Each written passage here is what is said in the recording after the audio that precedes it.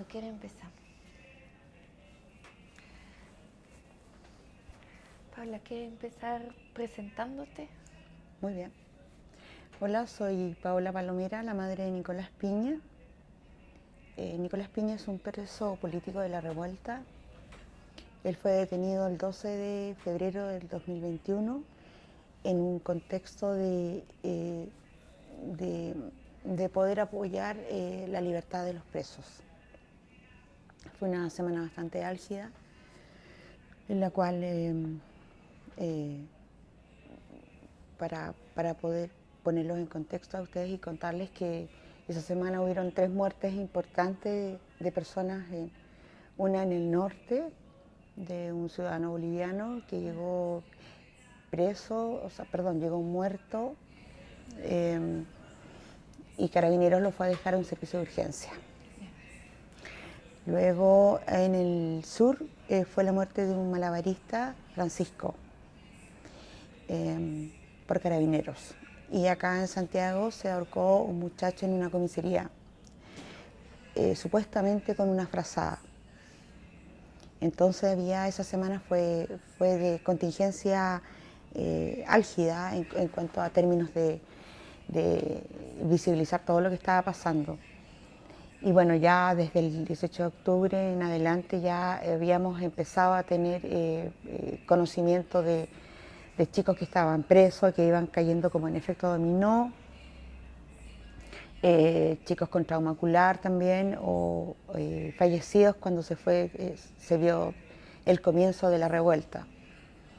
Y en fin, situaciones que desde el comienzo que empieza esta revuelta se va dando una forma de que fuimos golpeados o violentados sistemáticamente en cuanto decíamos esto no puede ser, ¿qué está pasando?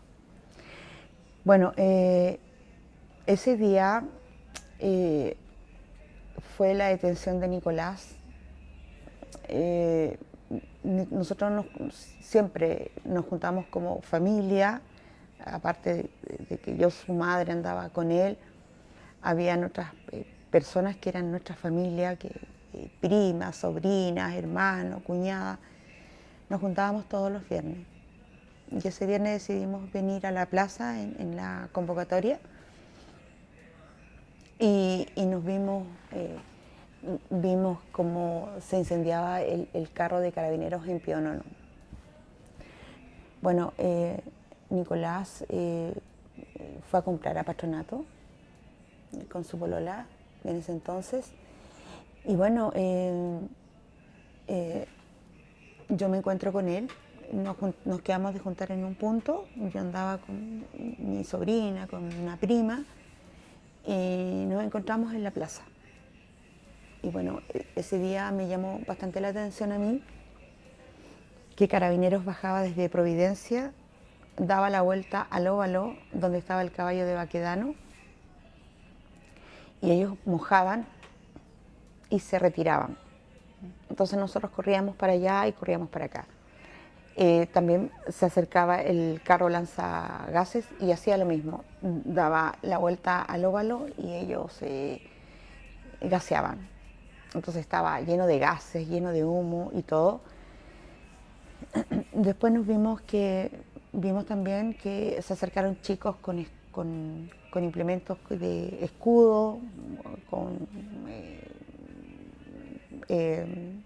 cascos de los carabineros. Entonces nosotros empezamos a preguntar qué es lo que estaba aconteciendo y veíamos correr hacia Pioneno mucha gente que iba y volvía. Y bueno, cuando nos enteramos de lo que estaba pasando decidimos todos ir juntos allá. También me llamó algo la atención que bomberos se le obstruyó el paso. Cuando a bomberos ni a las ambulancias en plena revuelta jamás se le obstruyó el paso. Es más, muchos chicos ayudaban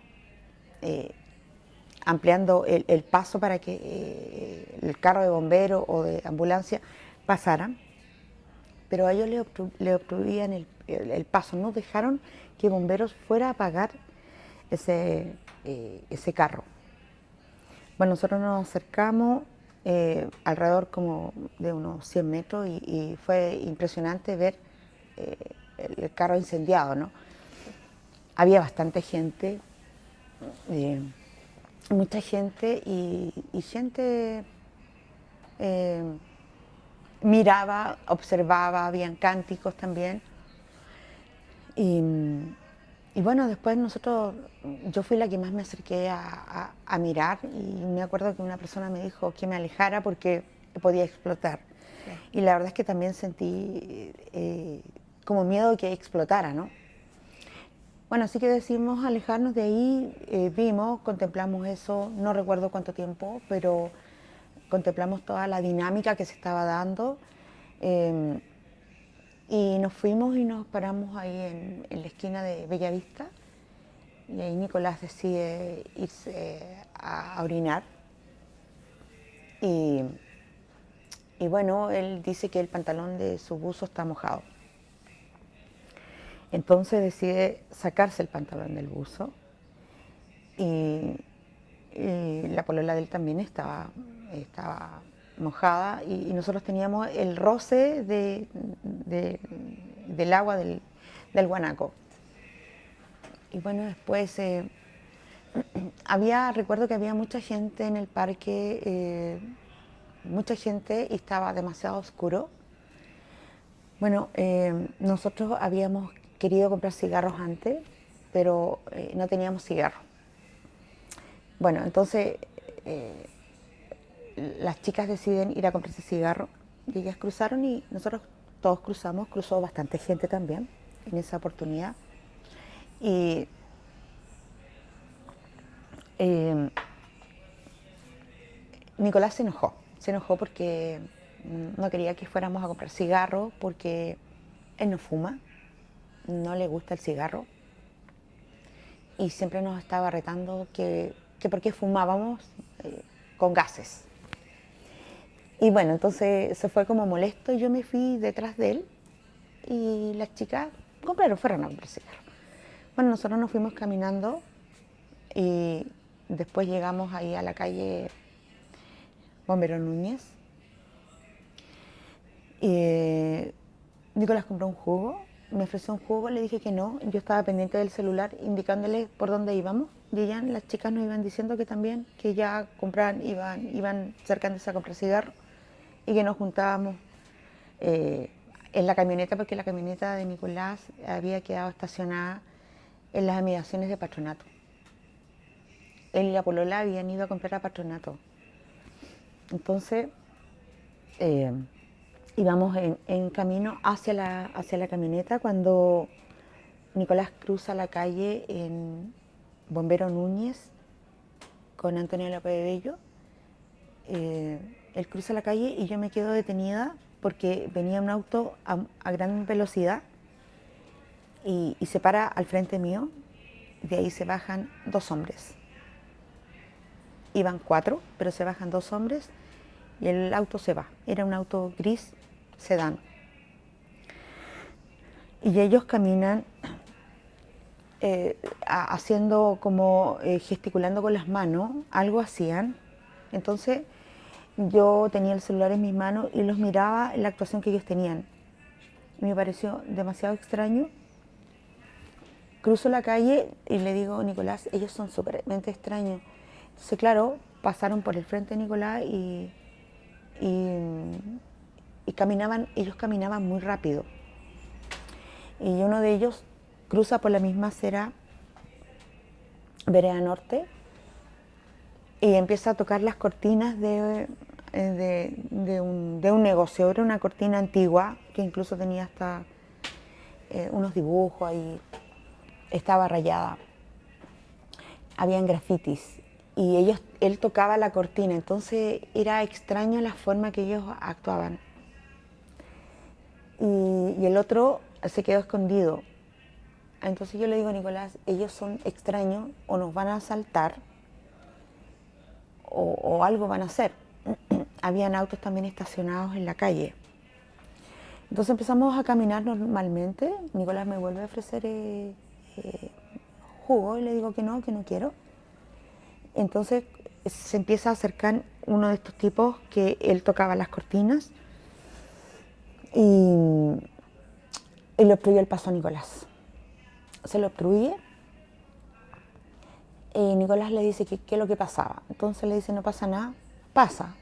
Entonces se provoca ese diálogo entre que pasa tú, le obstruía el paso y le hacía como una forma de no dejarlo pasar. Entonces Nicolás se devuelve y hace un gesto como que va a correr. Y ahí es cuando esos tipos se acercan a Nicolás y lo toman del cuello. El que le obstruía el paso le toma del cuello. Y el que estaba escondido se lanza delante de ellos, delante de Nicolás. Y bueno, yo empecé a decirles qué les pasaba, que él era mi hijo, qué estaba aconteciendo con esta situación. Y, y lo tiran contra unas rejas tipo ACMA. Y Nicolás cae a las rejas y lo afirman del cuello. Y sobre la misma aparece un grupo de hombres, alrededor de entre 8 a 10 personas, sindicando a Nicolás que era ladrón, que era Paco.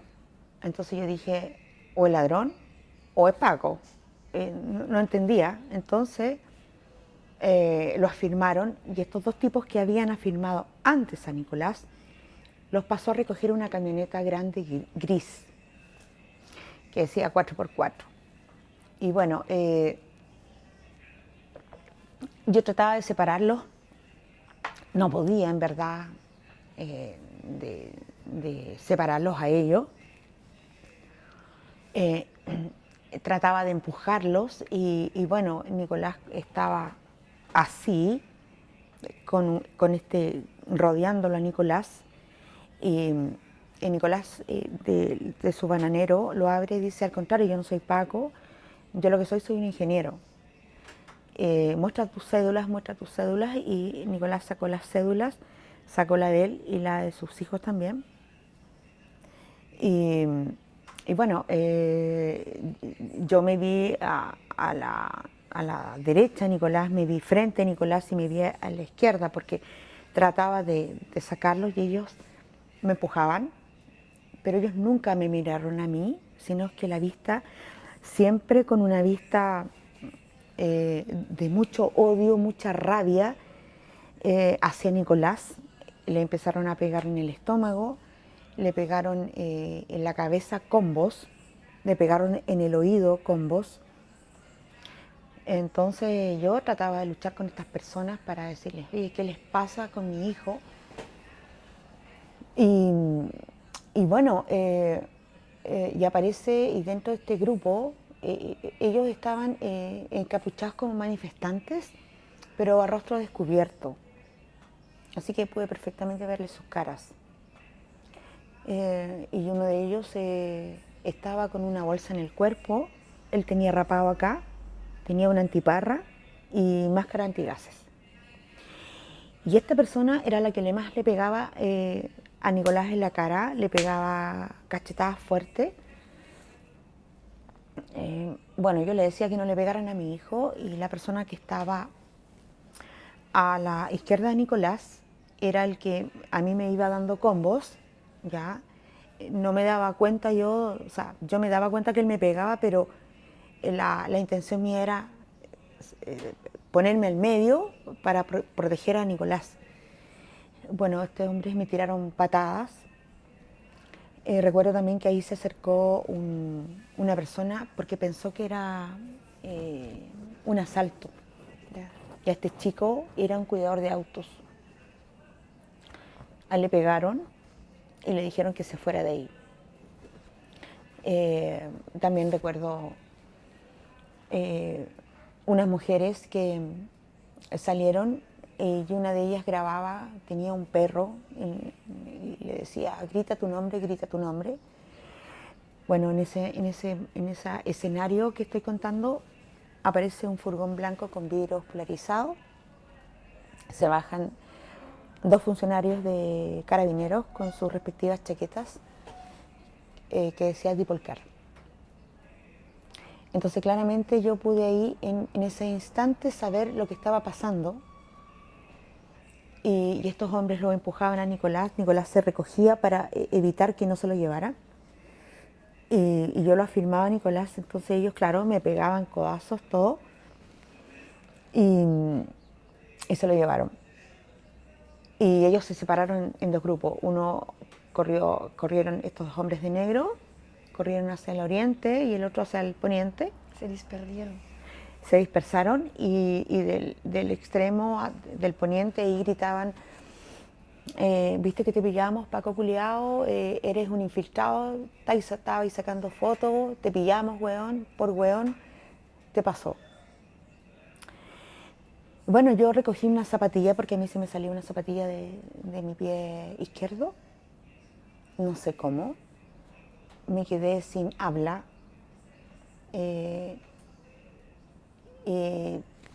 Lo primero que hice fue mandar un Twitter que puse a mi hijo lo secuestraron en la calle Antonio Lepabello, esquina Bombero Núñez.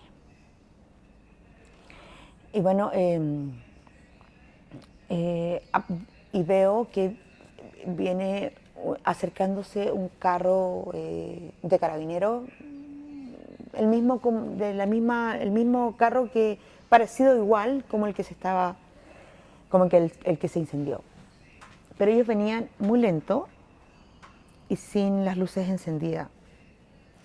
Y detrás de ellos venía el carro lanzaguas, también con las luces apagadas.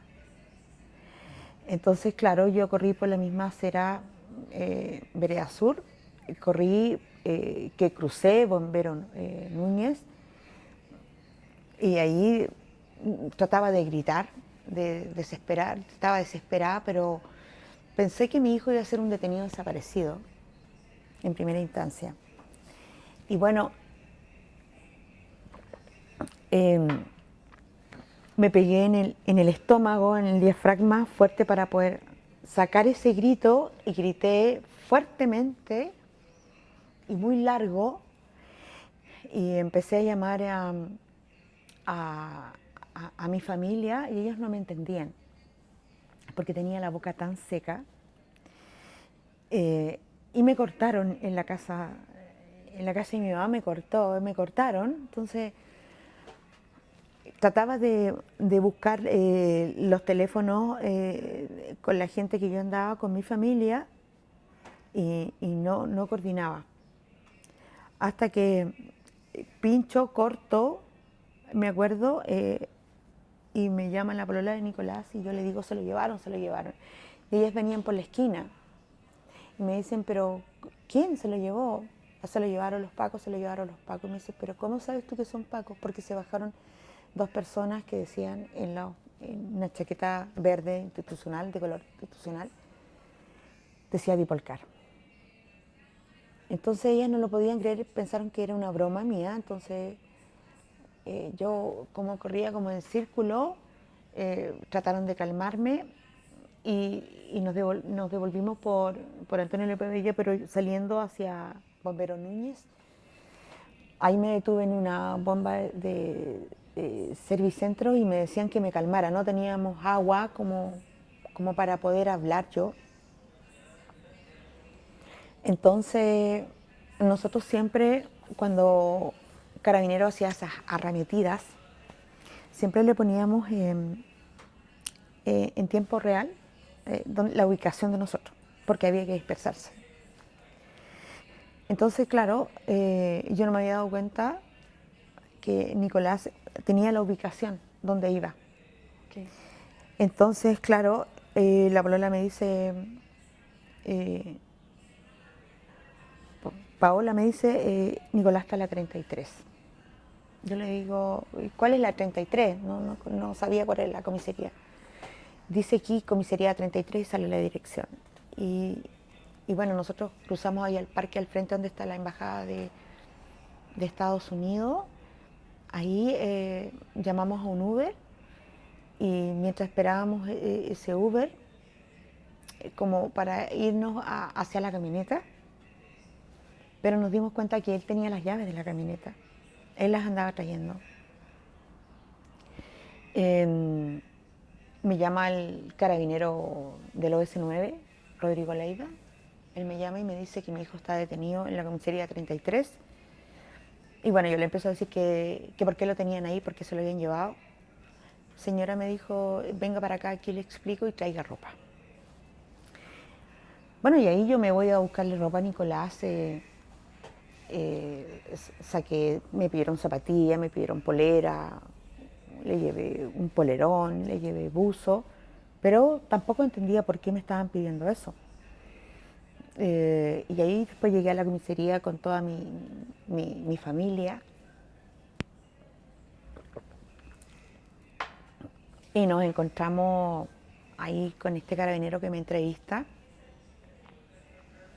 Yo nunca llegué llorando, mi actitud siempre fue de una mujer fuerte, sólida, porque sabía que, que ellos estaban mintiendo, por supuesto, ¿no? Y, y el carabinero cita de que Nicolás se quedaba allí detenido porque le tenían que periciar las zapatillas y le tenían que hacer otros peritajes.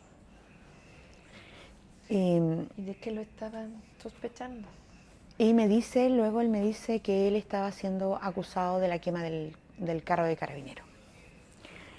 Yo le digo, imposible.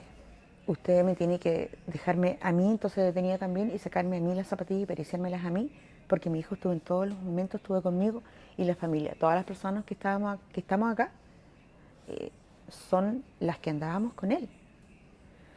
No, señora, me dijo, si nosotros tenemos evidencia. Y su hijo andaba con una bolsa en el cuerpo, andaba encapuchado y andaba con una bolsa en el cuerpo. Y en ese momento se me recuerda inmediatamente la persona que yo veo en la detención. Entonces yo le dije, imposible, porque las personas que atacaron a mi hijo y lo sindicaron de Paco o de ladrón, ellos, eh, eh, uno de ellos tenía una bolsa en el cuerpo y andaba con una antiparras, con una máscara antigases. Es más, esa persona tenía hasta rapado acá. Entonces la expresión de ese carabinero fue de asombro, porque él jamás pensó que yo era su mamá. Me dijo, señora, y dudó hasta de mi maternidad, porque se lo dije. Pero señora, usted estaba ahí. ¿Está segura? Porque él se puso las manos acá en la cintura y hace como un gesto, así como... Eso no lo había previsto. No, no. Señora, ¿usted estaba ahí? Sí, yo estaba ahí. ¿Está segura? Pero usted está dudando de mi maternidad, le dije. No, me decía, pero usted... ¿y estaba con Nicolás? Estaba con Nicolás. Mire cómo me dejaron los brazos sus colegas. ¿Cómo sabe que son sus colegas? Porque en primera línea, o los chicos que han estado en primera línea, o las personas que se indican como encapuchados, ellos no hacen eso. Yo estoy en las calles el 18 de octubre y sé perfectamente cómo actúa la gente de la revuelta. Y sé también cómo actúan ustedes. Entonces él se puso nervioso y el pololo de mi sobrina le hizo una pregunta, entonces le dice, entonces esa detención fue legal. Y él se exacerbó y dijo, usted no me haga esa pregunta, yo soy una autoridad. Yo soy un carabinero. Entonces vengo yo y le digo, usted no tiene por qué tratar así a este joven. Este joven es educado, le hice una pregunta educada. No tiene por qué tratarlo así. Todos estos jóvenes que están acá, estas personas son todas profesionales, no son delincuentes. ¿Qué le está pasando a usted? Es que él me está diciendo algo que no me está gustando.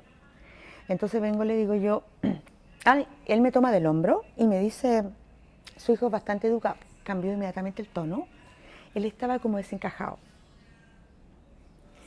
Entonces él me dice, yo entiendo a los chiquillos, me dijo, yo entiendo porque ellos salen a las calles por sus demandas, los entendemos perfectamente, yo soy carabinero pero estoy de acuerdo con ellos. Entonces yo le esquivo la tomada de hombro y me dijo que Nicolás era bastante educado. Entonces vengo y le digo yo sé que mi hijo es un muchacho educado, yo sé de quién estoy hablando. Entonces él dijo, bueno, en ese entonces él me decía que eran carabineros. Entonces cuando yo le hablaba de Paco, él se enojó, o sea, me indicó que eran carabineros. Y yo le dije, no, Paco, es una sigla, le dije, personal a contrata, le dije. Y bueno, me dijo, yo le dije, quiero ver ahora a mi hijo. Y él en 3 oportunidades dentro de esta conversación que se dio en el hall de esa comisaría, y estaba mi familia presente, él lo más que aseveraba era y levantaba las manos y decía, pero nosotros no le hemos pegado, no le hemos pegado. Ustedes no le pueden pegar acá en esta comisaría, pero sí en la detención. Entonces él me insistía que, o sea, a él le parecía como imposible que yo, siendo una mamá, estuviera al lado de su hijo y haya visto todo. Y bueno, exigí ver a mi hijo, me dijo, no, voy a hacer todo lo posible. No, no vas a hacer todo lo posible. Sí o sí, lo tengo que ver. Lo tengo que ver. ¿Y se lo dejaron ver? Lo dejaron ver. Yo entré a la celda donde estaba él y me dijo, tiene que entrar sola. No, voy a entrar con su polola. No, me dijo, tiene que entrar sola. No, le dije, no voy a entrar sola. Y bueno, cuando nos llevaron, él apenas abrió la celda, le dijo, Nicolás, viene tu mamá, viene tu familia, te traen ropa para que te cambies ropa. Nicolás estaba con la polera naranja, el short que tenía abajo del buzo, y estaba con sangre en esta parte, Nicolás. Trataba de mirarle la cara a Nicolás, él no estaba golpeado en la cara, pero no sabía de dónde tenía sangre. Bueno, y lo más que Rodrigo Leiva dice, Nicolás, ¿es cierto que nosotros no te hemos pegado? O sea, él quería que delante mío Nicolás dijera, sí, sí mamá, no me han pegado. Entonces, claro, Nicolás me mira a mí, lo mira a él, me mira a mí, como obligándolo. Y Nicolás le dijo, no mamá, no me han pegado. Aquí no, le dije. Pero en la detención sí, yo soy tu madre y a mí tú no me puedes mentir. Entonces lo vuelve a mirar a él y me mira a mí, sí, en la detención me pegaron. Yo le dije, señor Leiva, le dije, no le estoy mintiendo. Y bueno, ahí salí de la comisaría, o sea, Nicolás se cambió ropa y esa ropa me la pasaron. Me pasaron el bananero con el que andaba Nicolás. Estaban las llaves del auto. A mí me sorprendió que me hayan pasado los 2 celulares. Nicolás andaba con el celular del trabajo y el celular personal. Venían todos los celulares venían con sangre de él. Y adentro estaban las llaves de su casa, tenía sus documentos. Y le dije a él, ¿dónde están los carnets de mis nietos? Me dijo, aquí están. Sí, le dije, porque cuando a él le pidieron los carnets, él mostró los carnets, pero a él se los quitaron. Y bueno, los carnets habían llegado primero a la comisaría que Nicolás. Y bueno, me quedé hasta las 3 de la mañana aproximadamente, estábamos en confinamiento. Y ahí pude ver, pude observar, la verdad es que yo no hablaba, solo observaba el comportamiento de todos estos agentes civiles. Me pude empezar a dar cuenta del color de las zapatillas, de la ropa que andaban vestidos.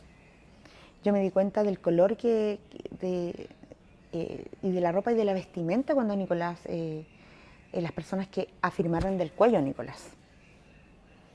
Las caras las tuve al frente, entonces no se me iba a olvidar nunca. Y el gran detalle de ellos, que ellos todos utilizaban pulseritas rojas en la mano izquierda, o algunos en la mano derecha.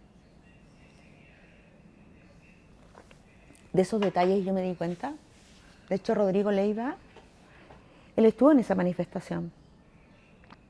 Rodrigo Leiva lo único que hace fue ponerse jeans, porque él andaba con short. Tenía exactamente las zapatillas que utilizó mientras estuvo ahí alrededor de ese carro. Entonces, claro, cuando luego después cuando empecé a ver todos esos videos, me di cuenta que muchas personas que estaban alrededor de ese carro eran intramarchas. Y bueno, a Nicolás me llamó la atención también que el otro día yo en la mañana nosotros le llevamos algo para comer, galletas. La verdad es que compramos cualquier galleta y Nicolás no consume dulce. Y él toma jugo. Bueno, le llevamos una botella de jugo y galletas, que yo creo que no se las comió. Pero en la noche cuando volvimos también, o sea, en la mañana, Ya. cuando regresamos estábamos a las 7 de la mañana. Llevamos también cosas para comer. En la pizarra, en las comisarías siempre hay una pizarra donde están los nombres de los detenidos que están formalizados. Ya. Pero no decía el nombre de Nicolás, sino que decía ingeniero. Me llamó la atención eso.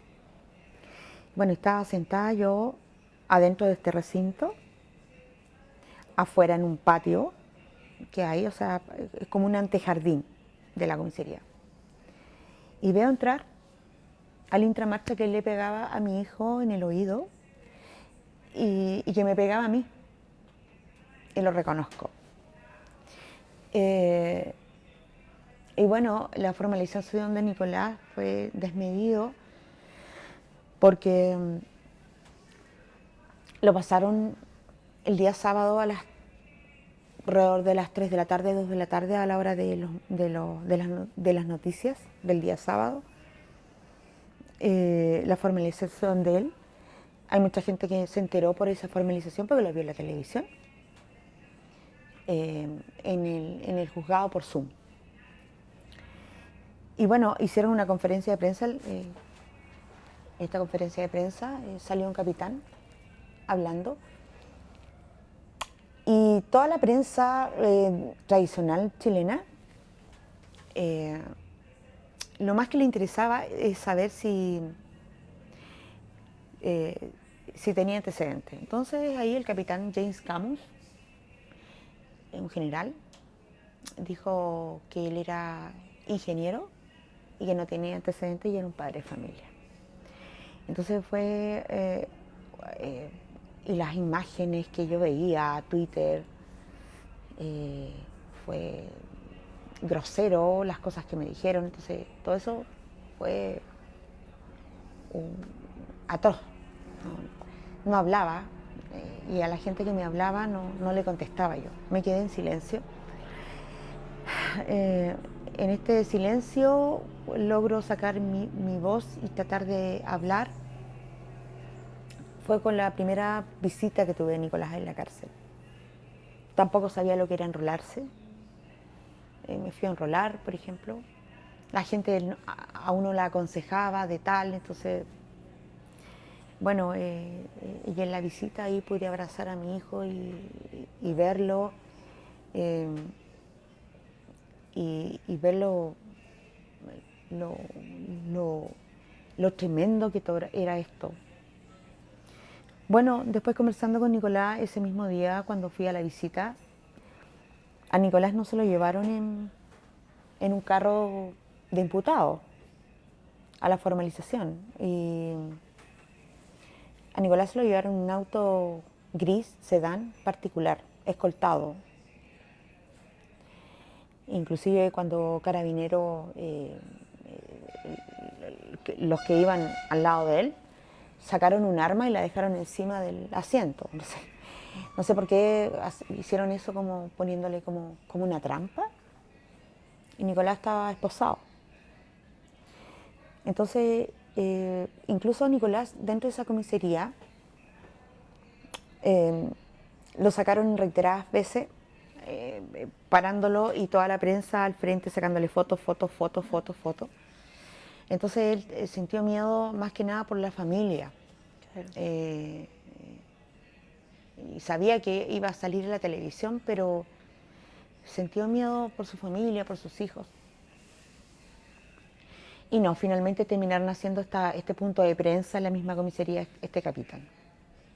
Como que cambiaron la estrategia para poder visibilizar a Nicolás. Bueno, y ahí empieza todo el camino y el tránsito que tuve que hacer yo. Para mí lo más, creo que lo más difícil, lo más fuerte que me tocó vivir mientras los 13 meses y 7 días o 6 días que estuvo preso Nicolás, fue su encomienda. La encomienda porque Nicolás es vegetariano, adentro se come mal. Si el Estado quiere tenerlos presos, a los muchachos o a quien quieran tener presos, lo mínimo que les tiene que proveer a ellos es una buena alimentación y el agua. Tenían poca agua. Y bueno, me fui juntando con gente, con mamás que yo las había visto en las redes sociales, en algunos videos también, exigiendo la libertad de sus hijos. Y finalmente termino conociéndolas a ellas y con todas estas madres conversando y apoyándonos, me fui dando cuenta que en los casos como más emblemáticos se fueron repitiendo los intramarchas. Y ahí No fue empezó. un caso que Nicolás fue detenido de esa forma al final. No. Luego conocí a la mamá del Nico Ríos. Y bueno, ella también me cuenta su historia y otras mamás, las mamás del Hotel Principado, la familia de Francisco Hernández también. Y en todos esos casos se repetían los intramarchas. Recorriendo todo este tiempo, yo tratando, porque me fui convirtiendo como una investigadora. Y cuando de repente sale el video del secuestro de Nico Ríos en el Cerro Huelén, me encuentro con las mismas caras de las personas que habían detenido a Nicolás.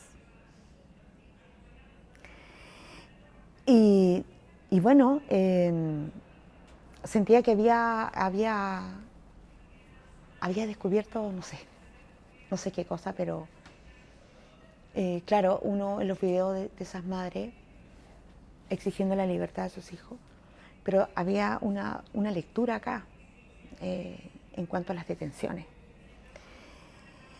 Yo por respeto no voy a hablar de cómo los golpearon a los chicos, ni tampoco los voy a nombrar, por respeto a sus familias, pero sí, ellos los torturaron. Los torturaron, entonces es doloroso. Es doloroso. Creo que a Nicolás lo llevaron a contratar lesiones, pero yo creo que todos los otros chicos anterior a Nicolás, creo que a ellos les tocó mucho más duro. En la forma de que fueron golpeados, les produjeron fracturas, no solamente aquí en Santiago, en el norte también. Hay casos impactantes de los relatos de sus madres y uno tiene que callárselo. Duele mucho. Y bueno, ahí ya empecé yo a tratar de visibilizar. Al principio me dio miedo visibilizar a Nicolás, pero después dije no. Nicolás es un buen nombre, un buen muchacho, y no tengo por qué ocultar. Hay una vida detrás de él, hay una historia, de sacrificio de nosotros como familia. Así que yo tengo que contar, empecé a contar la verdad y empecé a visibilizarlo. Y Paula, la revuelta al final vive un cambio de gobierno, ¿no? Porque a un momento como que se cambia y Boric toma la presidencia. Con ese cambio, ¿cambia algo para Nicolás y los otros chicos presos? ¿Habían promesas que esos casos iban a resolverse de una cierta forma? Pero ¿hubo cambio?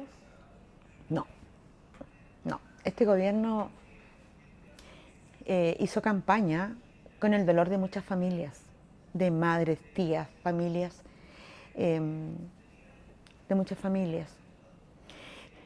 Nosotras como mujeres, nosotros y padres también tengo que decirlo, y muchos grupos de apoyo que fueron uniéndose a nuestra causa,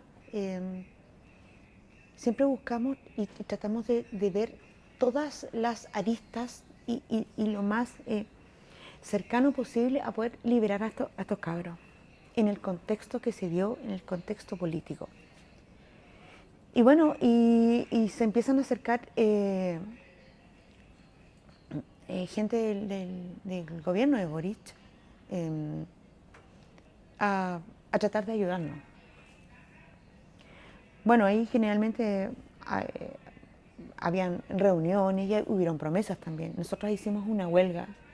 Y en esa huelga el gobierno del presidente Boric prometió, por ejemplo, el retiro de las querellas, prometió un indulto. Sabemos todo que a algunos muchachos no les iba a servir el indulto. Eso lo sabíamos nosotros. Pero era una forma de liberar también, era en un contexto apetitorio de humanidad. Porque muchos de los muchachos que estuvieron presos son profesionales, aportan ser profesionales y son estudiantes. Habían chicos que se fueron presos al Sename. Entonces, había muchas cosas invisibilizadas. Bueno, ellos prometieron todas esas cosas y no las cumplieron. No las cumplieron. Cuando el presidente Boric asume ahí en el balcón de la Moneda y lo dice, las querellas van a ser retiradas. No fueron retiradas. Claramente sentí y muchas personas se desilusionaron por todo esto. Bueno, yo en lo personal soy muy atea, ¿no? Entonces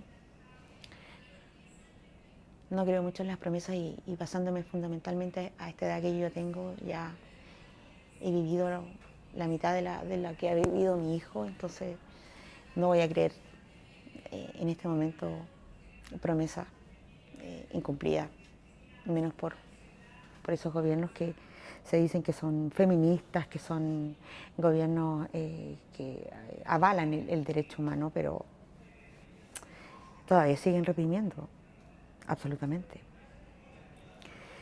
Entonces, bueno, ahora con el caso de Nicolás, la gente claramente tiene que darse cuenta que estas querellas no fueron cumplidas. Y que reforzaron de una u otra forma la prisión preventiva. Porque hay jóvenes que estuvieron 8 meses en prisión preventiva, 6 meses, 3 meses, lo que haya sido. Hay un joven que estuvo alrededor de 27, 28 meses en prisión preventiva. Les aplican estas querellas del Consejo de Defensa del Estado, el Ministerio del Interior o la Gobernación, que en ese entonces era la Intendencia, reforzando mucho más la prisión preventiva. Entonces, bueno, no sé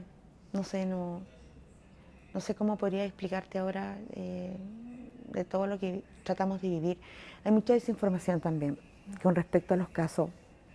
Los muchachos salen de la prisión preventiva, lograron salir de la prisión preventiva, pero los casos siguieron abiertos. Sí, en Europa muchas veces se piensa que esos casos están resueltos, pero no es eso. No, hay muchos casos abiertos todavía y que tienen las querellas del Ministerio del Interior. La gente piensa eso, pero y hay que verlo también con el caso de los chicos del indulto.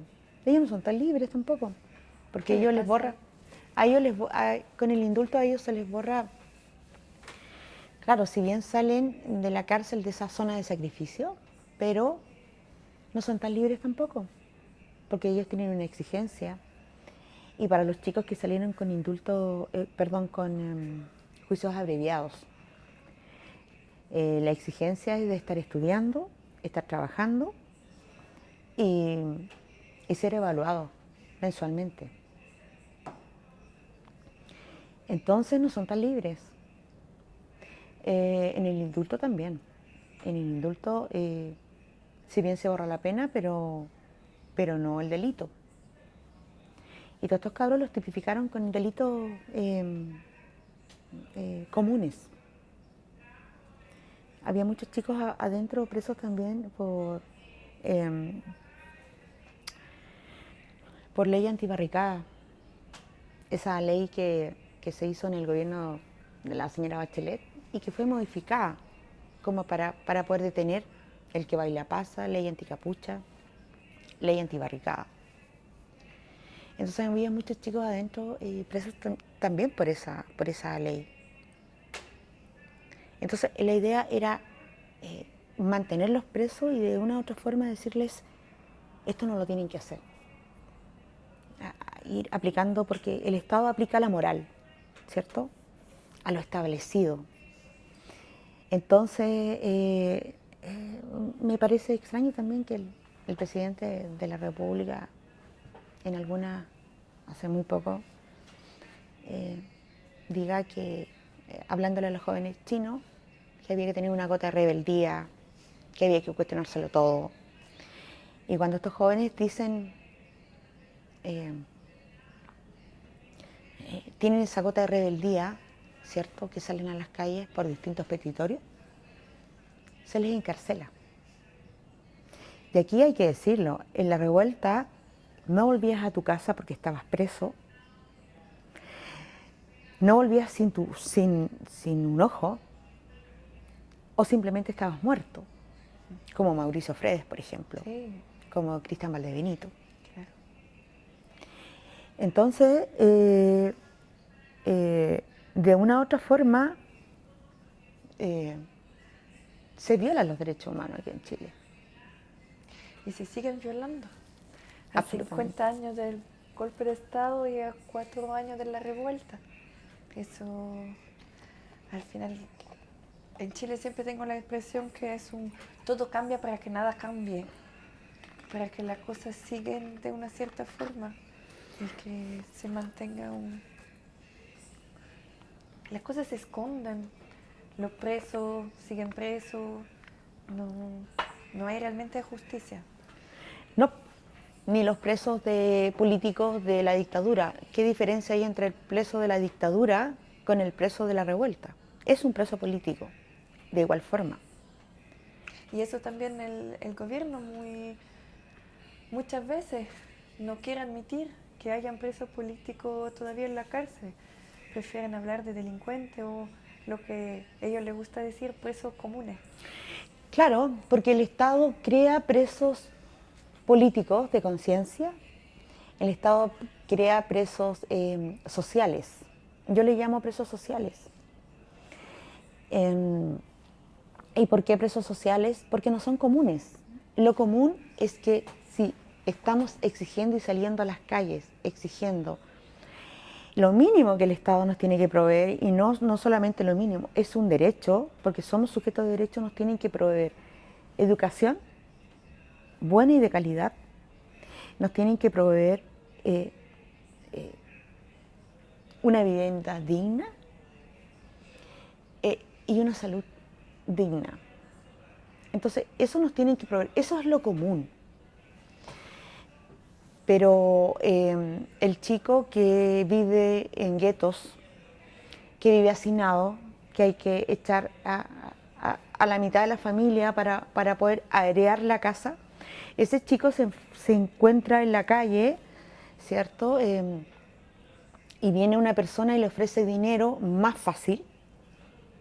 Entonces, ese chico ya se empieza a meter en problemas, empieza a consumir un par de zapatillas, por ejemplo, y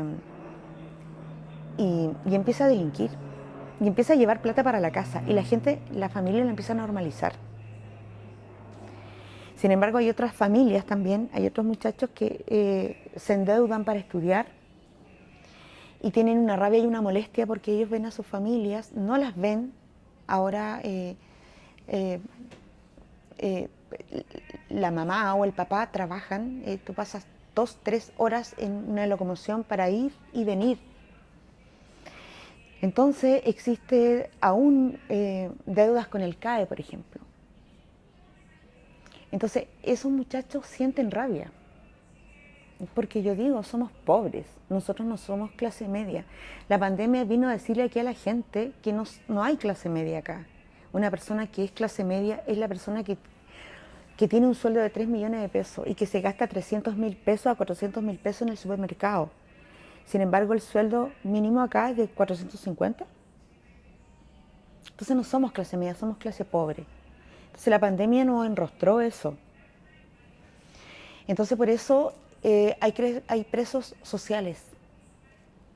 Y en el fondo también son presos políticos, también. Entonces ahí hay que darle una vuelta y no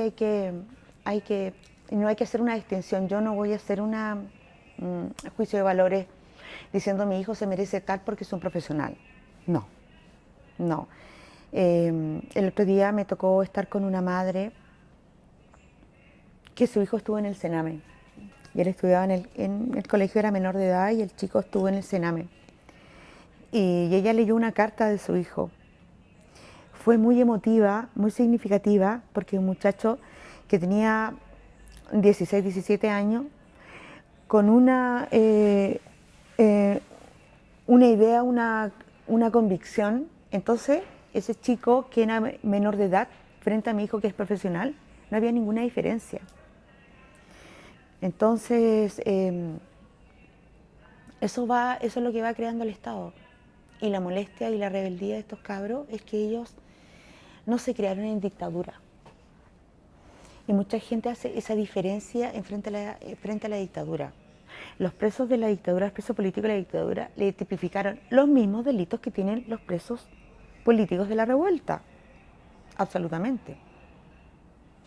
Entonces, no hay ninguna diferencia.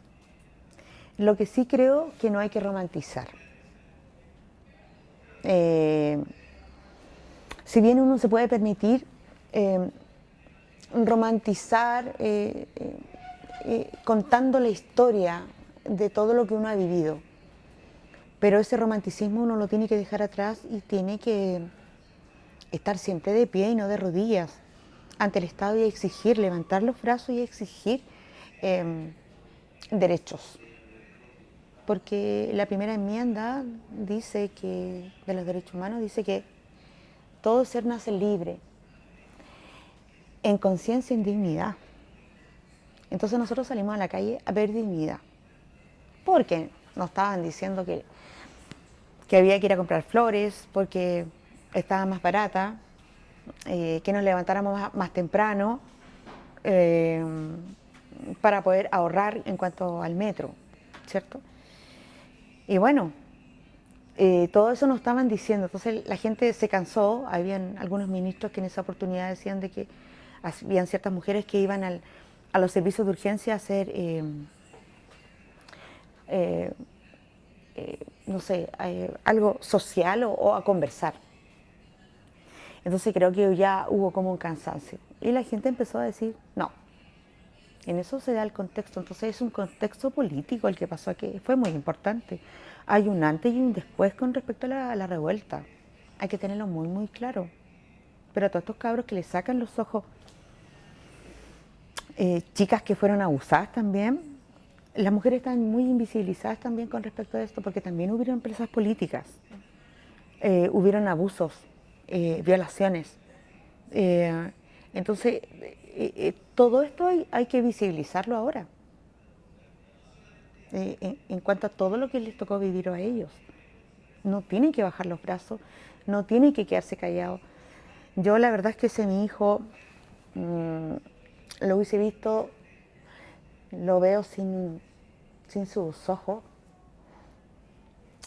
yo como mamá no me lo permito. De verdad que no me lo permito.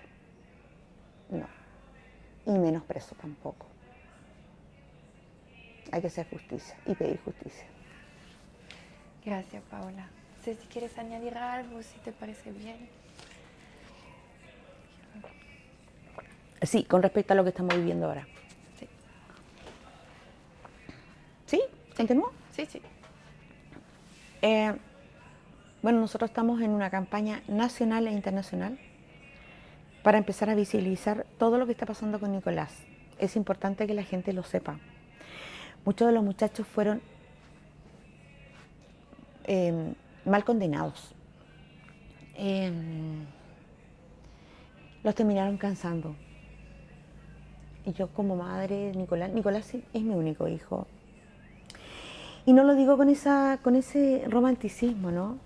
Pero si yo decido tener un hijo, solamente un hijo porque vi que esta vida era muy cara.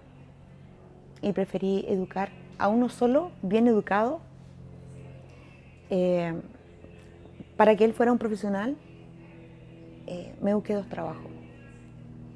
Y la verdad es que me hice mierda a mi cuerpo. Entonces es importante también que las mujeres puedan levantar campañas en función a sus hijos. Y no solamente porque están presos. Hay mujeres que tienen a sus hijos enfermos y que se tienen que ver la clara idea de hacer bingos. Este es el país de los bingos. Entonces el Estado nosotros nos tiene que escuchar. El Estado no nos tiene que tomar solamente en cuenta por el voto, cuando nos lleva a la urna, como ciudadanos que somos. Entonces a la hora de exigir, de salir, hay que exigir derechos. Y ahora en esta campaña que nosotros estamos haciendo, estamos visibilizando un juicio condenatorio que tuvo Nicolás, que nos está diciendo a todos, no salgan a la calle. Esto te va a pasar a ti si eres un profesional, si eres un estudiante, si eres una dueña de casa, si eres un trabajador, un campesino, un obrero, a cualquiera. Y esto no puede ser. Vienen otras generaciones a las que hay que empezar a educar en frente a sus derechos y a sus demandas. Fue un juicio condenatorio, dolió, pero vamos a recurrir a todas las instancias y a todas las herramientas legales para tener un juicio digno, en donde se le revise a Nicolás la presunción de inocencia. Mi hijo es inocente, doy fe de eso, y esto le puede haber pasado a cualquiera. Claro, sobre todo que la represión no para, hay que siempre más fuerte cada año. No, la represión no para, nos castigan sin Nos ir castigan mal. por salir a la calle al final, nos castigan por ejercer el derecho de manifestación, que es uno de los derechos fundamentales. Es un derecho salir a manifestarse, Sí. es un justo derecho. Entonces, esto lo han criminalizado a tal forma de que lo han querido dejar como una purga. Y no es una purga esto, es un derecho. Así que exijamos nuestros derechos como ciudadanos que somos y para que seamos libres y soberanos. Bueno, es importante señalar que el presidente Boric no reconoce a los presos políticos en Chile, pero sí los reconoce en el extranjero. Reconoce a los presos políticos en Nicaragua, en Venezuela, en Cuba. Pero sin embargo, el presidente Boric va a visitar a los presos políticos de la revuelta. Él quería tener contacto con ellos, saber cómo estaban. Entonces, no se condice, no se entiende.